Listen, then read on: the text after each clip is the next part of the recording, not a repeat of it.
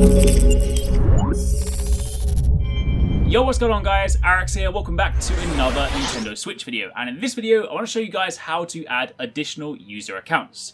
This is something you might want to do if, say, you share your console with your family, your brother, your sister, your friends, or alternatively, if you're someone that perhaps has the intention to play games from different regions, then you might want different profiles per region, because it's important to realize that while the Nintendo Switch is region free, the eShop that you have access to is determined by the Nintendo account that is linked to your profile. So in my situation, I have a UK account, a UK profile, so if I go to the eShop, then I would have a UK eShop. If you're in the States with an American profile, you get the US eShop, Japan, Japanese eShop, etc. You get the idea.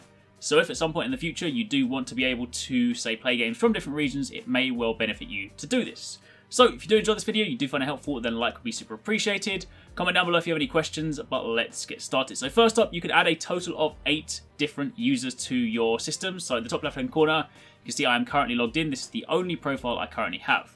Now, when you first set up the system, you are asked after setting up your profile if you want to add additional ones, but if you don't do it at that time, you can then go down to the bottom, go to System Settings, and you can then scroll all the way down to User, and you can of course see this is me here, but I can then go further down to add new user. If you select this, I can of course then go through the same setup process I did before. So you go next, you select your profile, so for the time being, we're going to go with Donkey Kong over here.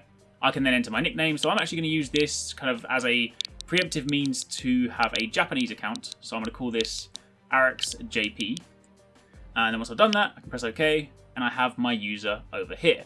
Now, as it currently exists, this is not the final part of the process. Once you go over here, you can of course then change the nickname if you want to, change the icon again, and you can then link a Nintendo account. Now, at this current moment in time, I can't do that, I can't show you that, because of course that's not part of the embargo, and that also relies on having access to the online services, which I can't do just yet.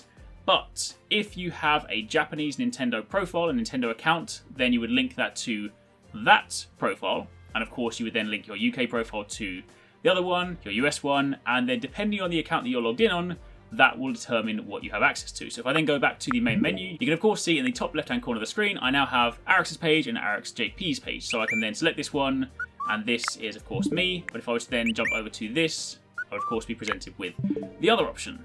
And of course, if, like the situation I'm in right now, you don't link your Nintendo Network ID to begin with, you can of course still create your profile, and then at a later date, you can go to the top left-hand corner, select the profile that you want, and then of course just down below is the link to a Nintendo account. So what I would recommend is if you want to prepare for this ahead of launch, then you could go onto the website, create your Nintendo Network IDs or your Nintendo accounts, and of course then they're ready to go. I already have a Japanese account for my 3DS, and of course one for my UK 3DS, so I'm ready to go. But that's pretty much it. That, my friends, is how you add multiple user accounts. As a reminder, you can add a total of 8, and of course each of those can be tied to different Nintendo accounts. So friends, family, different accounts for yourself, however you want to use it, that is an option. So hopefully you enjoyed the video, hopefully you found it helpful. If you have any questions, again, drop them down below, and make sure you check out the channel for much more Nintendo Switch coverage. Thanks for watching, take it easy, catch you next time, peace out.